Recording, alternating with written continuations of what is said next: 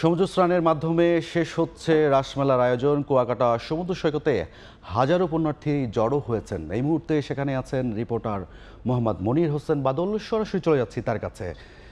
বাদল, সমুদ্র স্নানের মধ্য দিয়ে শেষ হয়েছে রাসমেলার মূল আনুষ্ঠানিকতা। আপনি দেখতে পাচ্ছেন যে আজ সকাল থেকে যে পরিমাণ সনাতন ধর্মাবলম্বীরা তারা এই সমুদ্র সৈকত কুয়াকাটায় কিন্তু তারা গোসল করেছে এবং তাদের এই গোসলের মাধ্যমে তারা বিগত দিনে যে পাপ ছিল বা যেগুলো ছিল সেগুলো মুছে গিয়ে তারা পূর্ণতা অর্জন করেছে। আপনাকে যাতে একটু পিছনে বলতে যাই, আসলে এই যে রাস অর্থ কিন্তু রসময় মিলন। হিন্দু ধর্মাবলম্বীদের বিশ্বাস সমুদ্র স্নানের মাধ্যমে জাগতিক যে পাপ হয় সেগুলো মোচন হয় আর পূর্ণ হয় মনের বাসনা।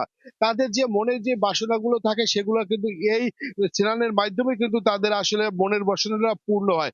আর একটু বিস্তারিত আমরা একটু যাই যে গতকাল সকাল থেকে কিন্তু কুয়াকাটা যে বিচে রয়েছে, বিচে কিন্তু রব উঠেছে পাপ মোচন আর পূর্ণ লাভের আশায়। তাই প্রতি বছর তারা রাস উদযাপন অংশে নেয়, সমুদ্র স্নান করে। তাই পুণ্যার্থীরাই নয়, শুধু এখানে কিন্তু নানা ধর্মের মানুষ কিন্তু এখানে মিলিত হয় এই সমুদ্র সৈকত কুয়াকাটায়।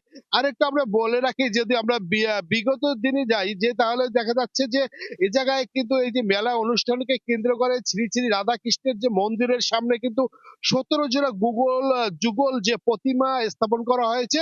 আবার কেউ আবার বিভিন্ন মানত করে পুরোহিত এনে এ জায়গায় কিন্তু তারা পুজো দিয়েছে এই সমুদ্র সৈকতে পাড়ে।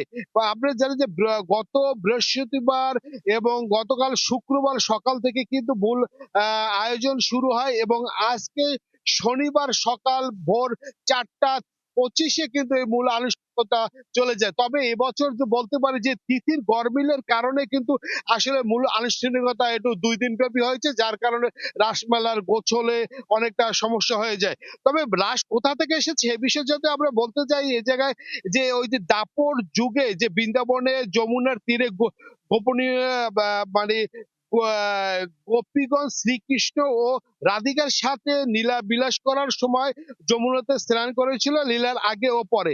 এই স্নান করে বিশুদ্ধ হয়, পূর্ণতা করে শ্রীকৃষ্ণ প্রতিরূপে পাওয়ার জন্যই আসলে এই এখানে রাসমেলার তারা এই সেই ভাবে ২০০ বছর ধরে এই কুয়াকাটার কিন্তু রাসমেলা চলে আসছে।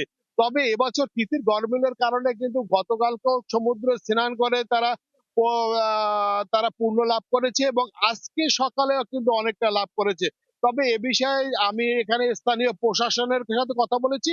স্থানীয় প্রশাসন যে বিষয়টা জানিয়েছে সর্বশেষ এবছর সুস্থ সুন্দর পরিবেশে কিন্তু রাসমেলার আনুষ্ঠানিকতা শেষ হয়েছে। এই ছিল আমার কাছে সমুদ্র সৈকত কুয়াকাটা থেকে রাস মেলার সর্বশেষ খবর। এতক্ষণ সরাসরি যুক্ত ছিলাম পটুয়াখালী থেকে।